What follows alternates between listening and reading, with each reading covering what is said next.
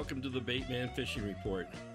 Ice fishing is coming to an end, but they are still ice fishing on Skagamog, Manistee Lake by Kalkaska, Mullet, Burt. A few guys are catching some trout at Thumb Lake up by Wolverine. Perch fishing in boats is picking up with East and West Grand Traverse Bay. Portage Lake has been good.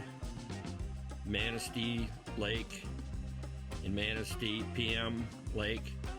Pentwater's been reporting good catches of perch, and they've been catching a few perch at White Lake when weather permits.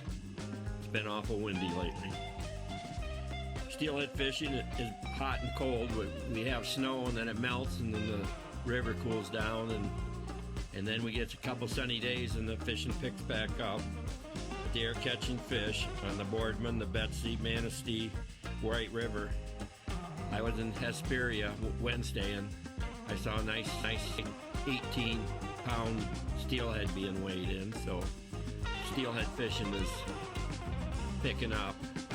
Not much to report on suckers yet, but we'll keep you updated. Baitman out.